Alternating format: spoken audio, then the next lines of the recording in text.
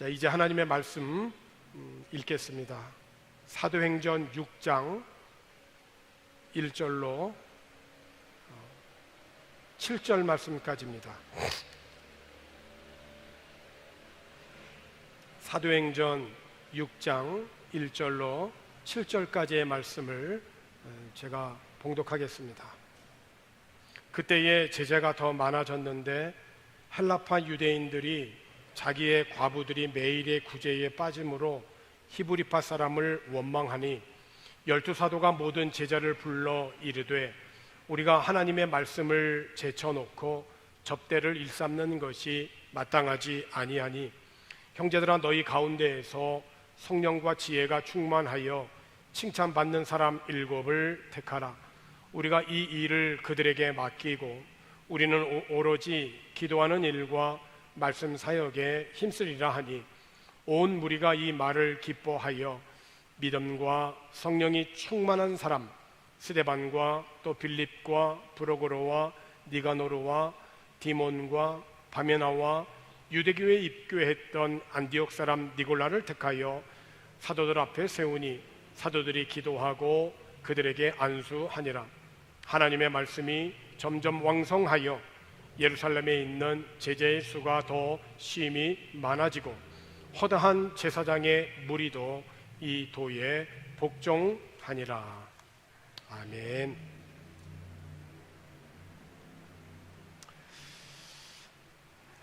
우리들의 삶의 대부분을 오늘 우리들의 생각을 어떻게 표현하고 또 다른 사람의 의견에 어떻게 반응하는가를 배우면서 보냅니다. 나와 같은 생각을 갖고 있는 사람도 있지만 나와 생각이 다른 사람도 얼마든지 있습니다. 갈등은 바로 나의 생각과 다른 사람의 생각이 달라서 충돌할 때 일어나게 됩니다. 오늘 우리들이 삶의 순간순간 직면하게 되는 이런 갈등의 문제들에 대해서 성경은 어떻게 갈등을 해결해 나갔는지, 그리스도인으로서 어떠한 이 갈등 앞에 합당한 자세를 가져야 되는지에 대해서 오늘 저는 갈등 해결이라는 주제로 여러분과 같이 말씀을 나누고자 합니다. 서로 다른 것이기 때문에 다른 것이 서로 충돌하여 일어나게 되어지는 이 갈등 자체는 결코 잘못된 것이 아닙니다. 그렇기 때문에 이 갈등 상황을 두려워할 필요는 없습니다. 사실 우리들은 오히려 갈등을 통하여서 더 성숙하고 성장하고 발전하게 됩니다. 오히려 갈등 해결의 과정을 통해서 자신에 있어서의 그 강점과 약점을 발견하게 되는데, 하나님은 오늘 우리들에게 생각하는 그러한 능력을 주셔서 갈등을 극복하고 성숙해질 수 있는, 선택할 수 있는 그런 힘을 우리들에게 주십니다. 서로 다른 의견과 다양한 사람들로 인해 갈등은 일어나기 마련인데, 그런데 바로 그것을 통해서 오늘 우리는 오히려 인격이 더욱더 성숙할 수 있는 기회를 만들 수도 있고, 반대로 화를 내고 분노할 수도 있습니다. 해결을 하지 못해서 결국은 나눠지게 되는 분열의 아픔도 겪게 되기도 하죠. 이 갈등과 수반되는 이 분쟁의 이 과정을 통해서 겸손하거나 감사하거나 오히려 더 그를 통해서 배울 수도 있지만, 반대로 부정적으로 굴거나 교만하게 되거나 비판적이 될 수도 있다는 것도 우리는 기억해야 됩니다. 중요한 것은 갈등 상황이 이 분쟁으로 바뀌게 되어지는 것을 피하는 것입니다. 만약 갈등이 분쟁으로 커지게 되면 마귀에게 틈을 내주게 되고, 그로 인해서 중요한 인간관계나 가까운 사람들이 멀어지게 되는 경우를 보게 됩니다. 그렇기 때문에 갈등 상황이 되어지면 우선 그 갈등에 대한 해결책을 찾기 위하여서 정말 최선의 노력을 해야 됩니다. 이거 당연한 이야기처럼 들리겠지만 의외로 많은 사람들이 그렇게 하지 못합니다. 그것이 인간관계에서 발생한 것이든 아니면 사업을 하는 가운데 발생하는 것이든 아니면 공공정책을 두고 발생한 것이든 사람들은 서로 양보해서 최선의 방법을 찾는 해결책보다는 수단 방법을 가리지 아니하고 승자가 되려고만 하는 경향이 있습니다. 또 어떤 사람은 갈등에 대해서 전혀 이야기하려고 하지 않습니다. 그들은 그저 사이좋게 지내는 것이 최선이다라고 그렇게 생각을 합니다. 갈등에 대하여서 이야기하는 것이 갈등을 오히려 만들어내는 것이라고 생각을 하죠. 그래서 갈등 상황에 대해서 화가 나게 되어지면 그냥 침묵합니다. 이것은 갈등을 해결하는 것이 아니라 잠시 동안 갈등을 숨기는 것입니다. 이것은 장기적인 관점에서는 건전하고 건강한 그러한 태도가 아니죠. 해결되지 아니하고 미뤄져 있던 그 갈등은 후에 더 큰 분노를 일으킬 수 있고 영원히 사이를 틀어지게 만들 수도 있습니다. 그 다윗의 아들인 그 압살롬의 그 누이 그 다말이 암논에 의해서 성폭행을 당하잖아요. 그런데 아버지 다윗은 암논을 불러가지고 따끔하게 징계를 내리지를 않습니다. 이에 다말의 누이 오라비인 압살롬은 아버지에 대해서 분노하게 됩니다. 불만을 품고 그래서 그걸 2년 동안 복수의 칼을 갈죠. 2년이 지난 다음에 형제들을 다 초청한 자리에서 암논 그 한 사람을 잔인하게 죽입니다. 그리고 이웃 나라로 도망치죠. 3년을 거기서 보냅니다. 다윗은 3년 후에 이 압살롬을 예루살렘으로 다시 들어오도록 허락은 하는데 그 좁은 그 예루살렘 안에서 2년이 지나도록 그 아들 압살롬을 만나주질 않습니다. 부르지를 않습니다. 2년이 다 가도록 부르지 않는 그런 아버지 다윗에 대해서 압살롬은 다시 분노하고 반역을 꿈꾸게 되죠. 그래서 결국 압살롬은 다윗에게 반역을 일으키고 다윗은 예루살렘에서 도망가는 그런 신세가 됩니다. 물론 결국 압살롬의 이 반역은 실패로 끝나가게 됐지만은 다윗은 압살롬과의 이 갈등을 미숙하게 처리함으로 인해서 큰 상처를 남기게 됩니다. 믿음의 사람인 다윗이었지만은 아내를 많이 두지 말라고 하는 하나님의 말씀에 불순종하더니 그의 인생의 한편에 보면 그 어두운 그 갈등을 유발하였고 그 갈등을 일어나게 되어졌을 때 바르게 분별하고 해결하지 못하여서 침묵으로 일관하다가 너무나도 후회스러운 그 일을 경험하게 되죠. 이와 같은 이 갈등 자체는 신앙생활하고 있는 오늘 우리들의 이 믿음의 현장에서도 얼마든지 일어난다는 것입니다. 중요한 것은 갈등을 해결하는 우리들의 이 태도에 있는 것입니다. 오늘 본문의 시작도 좀 이렇게 좀 당황스러워요. 왜냐하면 우리들이 가장 이상적으로 생각하는 그런 그 초대교회 안에 서로 원망하는 일이 생겼거든요. 그 초대교회를 당시 이끌었던 리더십들이 누굽니까? 예수님의 수제자인 베드로였고 예수님으로부터 직접 훈련받은 12명의 사도들입니다. 그러니까 이들이 예수님의 약속대로 성령을 받고 전한 그 복음의 사역의 현장을 보면 하루에도 3,000명씩 새신자가 일어나는 놀라운 그런 부흥의 현장이 바로 그 초대교회예요. 뿐만 아니라 나면서 걷지 못했던 자가 40년 만에 뛰기도 하고 걷기도 하고 성전에서 찬양하는 그런 표적과 기사가 일어나서 죽기로 돌아오는 사람들이 허다했습니다. 특별히 부자들은요, 자기의 재산을 내어놓고 사랑으로 섬기는, 정말 그야말로 그 당시 초대교회는 마치 천국과도 같은 그런 교회의 상황이었어요. 그런데 그 교회 안에 예상치 못한 불평하고 원망하는 분위기가 형성된 거예요. 여러분도 잘 아시다시피 구약의 출애굽 백성들이 하나님의 은혜로 출애굽을 했지만 구원받은 이후 그들의 그 믿음의 생활 속에서 훈련의 과정인 광야에서 원망하고 불평으로 인하여서 무너졌지 않습니까? 그런데 그 초대교회 안에 똑같은 그런 현상들이 생긴 거예요. 원망과 불평이 일어난 것입니다. 이 원망이 왜 일어났을까요? 오늘 본문 1절에 있는 말씀을 보게 되면 이렇습니다. 그때의 제자가 더 많아졌는데 헬라파 유대인들이 자기의 과부들이 매일의 구제에 빠짐으로 히브리파 사람을 원망하니, 그러니까 교회 안에 헬라파 유대인들과 히브리파 유대인들이 있었어요. 히브리파 유대인들이라고 하는 것은 유대인이지만 히브리 말로 쓰는 사람이고, 헬라파 유대인들은 헬라 말을 쓰는 유대인들을 가리킵니다. 혈통적으로는 같은 유대인이지만 다른 언어를 사용하는 거예요.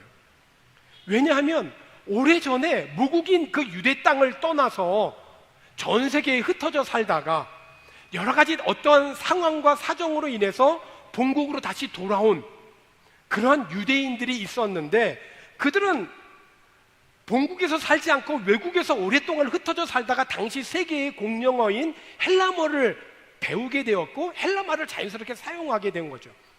그러니까 히브리 사람이지만 히브리 말을 몰랐던 거예요. 저희 가정의 이야기를 나누는 것에 대해서 양해를 해주시기 바랍니다. 저희 가정만 하여도 이 막내 아들이 이곳 바기오에 6개월 때 왔습니다. 그리고 20년 동안을 필리핀에서 살다가 대학을 한국으로 진학을 했습니다. 이곳에서 계속 한국어를 그래도 가르치기는 했지만 안타깝게도 퍼스트 랭귀지는 한국어가 아닌 영어였습니다. 그랬기 때문에 한국 생활이 좀 쉽지가 않았습니다. 더구나 대학을 휴학하고 이제 군에 입대해서 훈련소에서 훈련을 할 때 이 외국에서 자라서 영어를 사용하는 훈련병들끼리 자연스럽게 가까워질 수밖에 없었다고 그래요. 자기들끼리 말하기가 편하니까.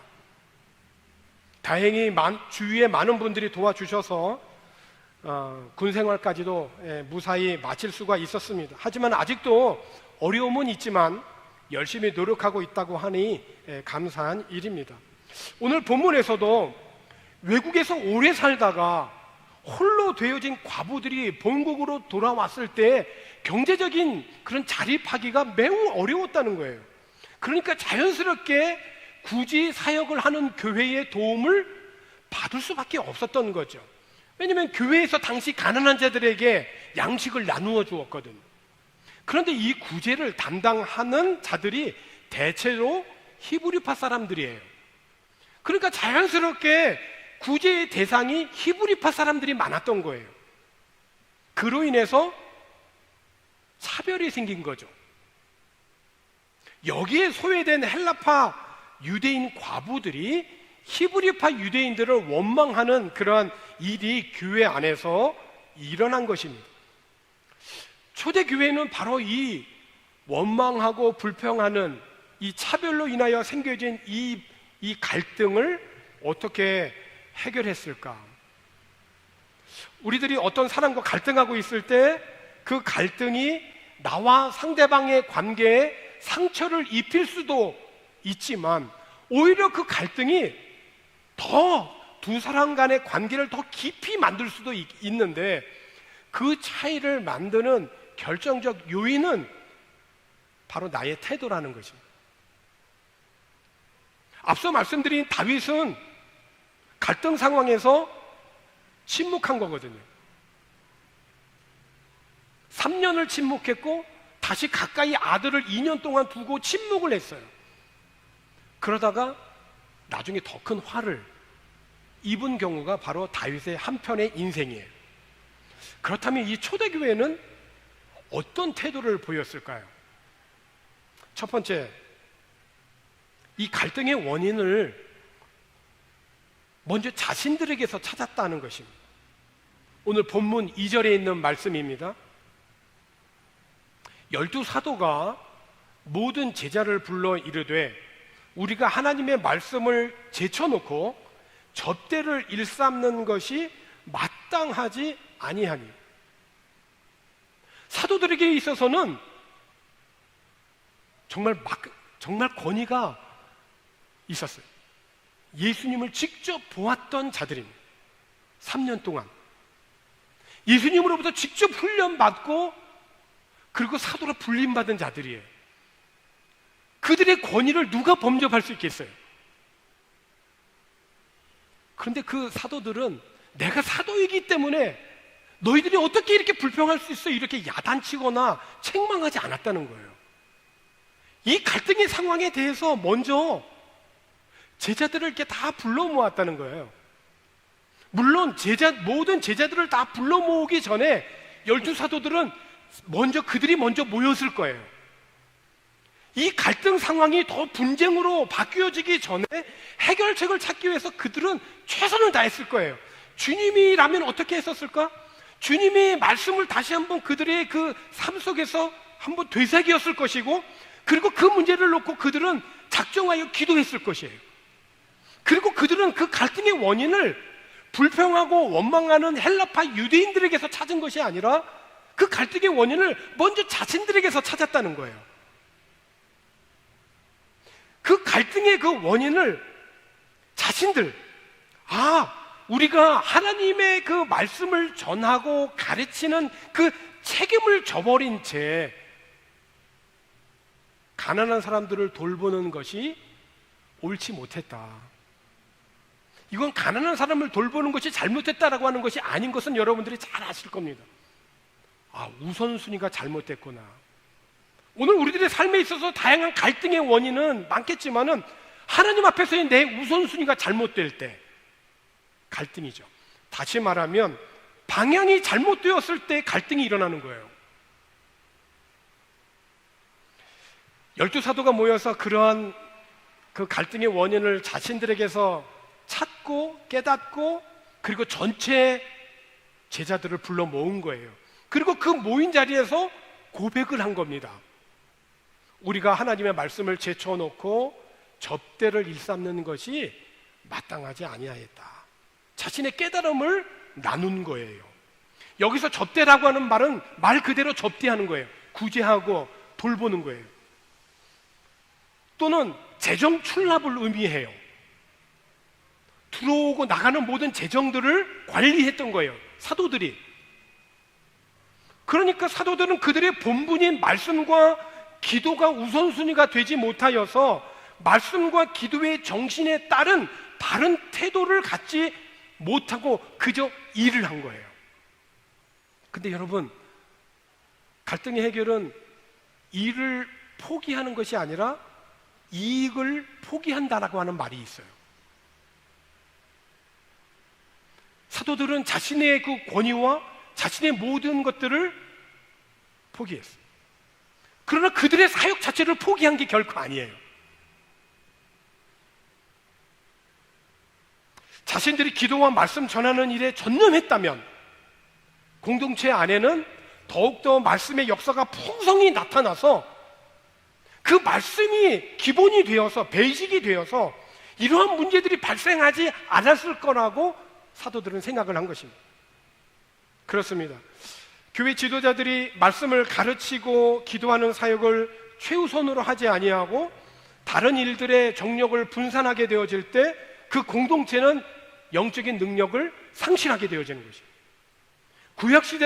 구약시대의 그 성막으로부터 시작해서 신약시대를 거쳐 오늘날 성령의 시대인 교회 시대에 이르기까지 하나님의 전에는 기도의 불이 꺼져 있으면 안 될 줄로 믿습니다. 생명 대신 하나님의 말씀이 날마다 살아서 역사해야 할 줄로 믿습니다. 그런 교회와 목회자가 되도록 성도들은 깨어 중보해야 될 것입니다. 우리 교회가 다른 어떤 일을 보다도 말씀과 기도를 제쳐놓지 않도록 깨어있기를 저를 비롯하여 주님의 이름으로 모든 성도들에게 권합니다. 왜냐하면 우리들은 하나님의 성령이 우리 안에 거하시는 성령의 전이니까. 기도의 불이 꺼져서는 결코 안 될 것입니다. 주님께서 이 코로나 시대에 이렇게 좋은 예배의 환경을 허락하여 주셨고, 비록 코로나가 전 세계적으로 유행하고 있는 때라도 예배를 멈추지 않도록 계속해서 은혜를 우리들에게 주셨기에, 이 베푸신 하나님의 은혜를 기억하고 감사한다면 우리 교회는, 여러분 각자의 성도들의 삶은 더욱더 말씀과 기도에 깨어 있어야 할 줄로 믿습니다. 두 번째로, 사도들은 자신들의 한계를 인정하고 다른 제자들에게 도움을 요청하면서 구제 사역을 맡아줄 사람들을 뽑아달라고 부탁을 했습니다. 여러분 아시는 대로 제자들은, 이 사도들은 성령이 충만한 사람들입니다.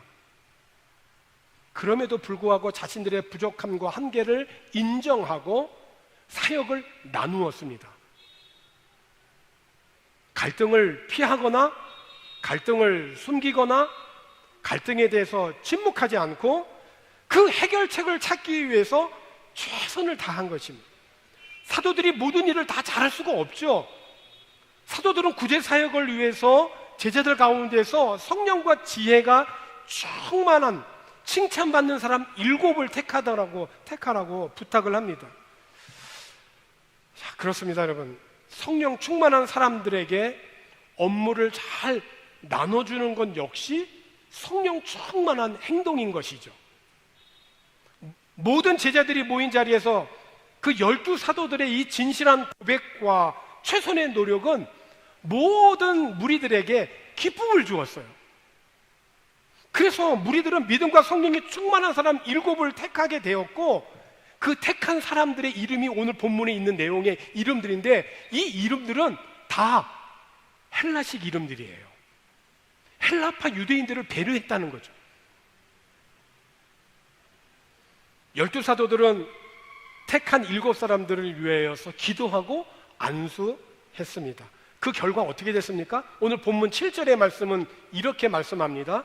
7절에 보니까 하나님의 말씀이 점점 왕성하여 예루살렘에 있는 제자의 수가 더 심히 많아지고 허다한 제사장의 무리도 이 도에 복종하니라. 만약 사도행전 6장 1절에 있는 이 말씀에서 이 갈등이 일어나고 원망이 일어난 이 상황에서 이 갈등 해결을 제대로 처리하지 못했다면 7절은 결코 일어나지 못했어요.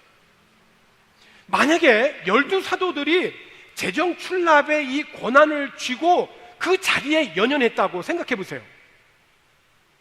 만약에 12사도들이 그 사도들의 본분인 기도하는 것과 말씀하는 사역에 힘쓰지 않았다면, 만약에 믿음과 성령에 충만한 7명의 집사를 세우지 않았다면, 만약에 히브리파 유대인들과 헬라파 유대인들이 서로 자신의 입장만을 끝까지 고수하고 양보하지 않았다면, 초대 교회는 사도행전 6장 1절에서 끝나는 거예요. 7장, 8장, 9장, 28장까지 없어요. 그 갈등 해결을 미숙하게 처리했다면, 다윗에게 있어서 압살롬이 비참하게 죽은 것처럼 그렇게 비참하게 교회가 죽었을 거예요. 그런데 초대교회는 이 갈등 해결을 정말 지혜롭게 성령 안에서 분별하고 해결했다는 거예요. 이런 귀한 지혜와 분별의 영이 오늘 저와 여러분에게 있기를 주의 이름으로 축원합니다. 갈등은 일어나기 마련입니다. 그러나 그것을 통해서 우리는 성숙의 길로 나아갈 수 있고, 반대로 미숙하게 처리하면 화를 내고 분노할 수도 있어요. 매사 부정적이고 비판적으로 나아갈 수 있어요. 그렇게 자신이 태도를 결정한 거예요.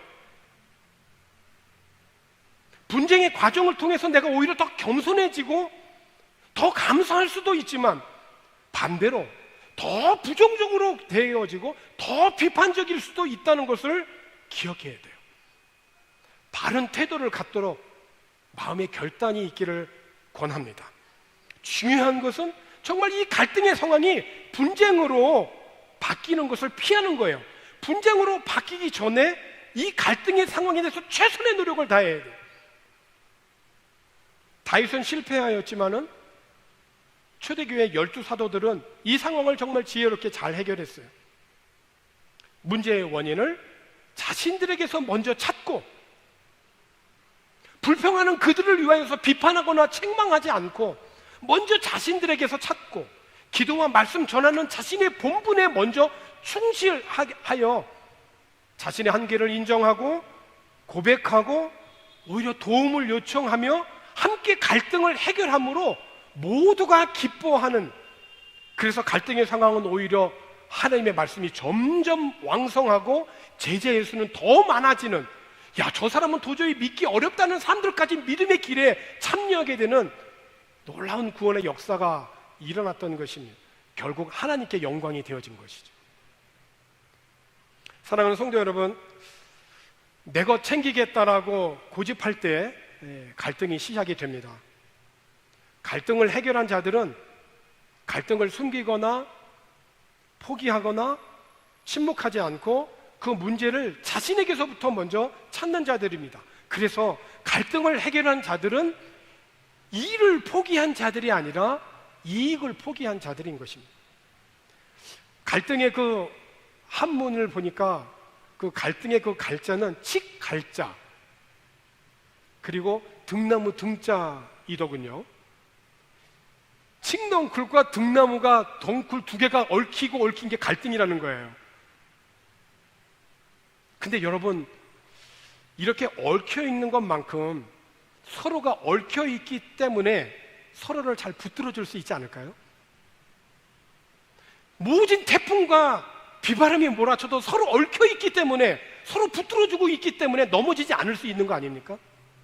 오히려 갈등의 상황 자체가 잘못된 것이 아니고 나와 다른 것을 확인하는 것이기 때문에 그 서로 다른 것을 잘 만들어가는, 주 안에서 하나 되어가는, 갈등을 해결해가는, 그래서 우리들의 인격과 신앙에 복이 되어지는 것이죠. 초대교회는 그렇게 연합의 힘을 통하여서 갈등을 해결한 것입니다. 말처럼 쉽지는 않을 것입니다. 초대교회 안에 그런 갈등이 있었다는 것은 오늘 우리들의 삶에도 필연적으로 갈등이 있다는 것을 암시하죠. 갈등이 있다는 것, 그것 자체가 잘못된 것이 아니라 갈등을 대하는 우리들의 이 태도, 그 태도가 참으로 중요함을 알고 하나님이 나를 부르시고 택하셔서 나에게 맡겨주신 그 본분에 우리들이 충실하고, 그럼에도 불구하고 나의 인간의 연약함을 인정하고 연약한 부분을 잘 살피고, 그리고 성령께서 주시는 그 지혜로 직면한 그 모든 그 갈등의 이 상황을 해결해 나가는, 연합하는 귀한 하늘 백성들이 되어지기를 주님의 이름으로 축원합니다. 기도하겠습니다. 주님, 각 개인과 가정 그리고 교회의 연약한 부분들을 정확히 살필 수 있게 하여 주시고 성령의 지혜로 모든 갈등들을 해결해 갈 수 있도록 도우시고 인도하여 주옵소서. 지금 풀기 어려운 갈등 가운데 있는 교우들이 있다면 주님, 바른 태도를 갖도록 도와주시옵소서. 환경에 좌절하거나 원망하지 않게 하시고 우리를 더욱더 바른 방향의 사람으로, 목적의 사람으로 빚어가시려고 하시는 주님의 섭리와 능력을 믿고 모든 환경을 딛고 극복하여 성령의 지혜 안에서 승리하는 우리들의 삶이 되게 하여 주시옵소서. 주님, 감사를 드리고 예수님의 이름으로 기도하옵나이다. 아멘.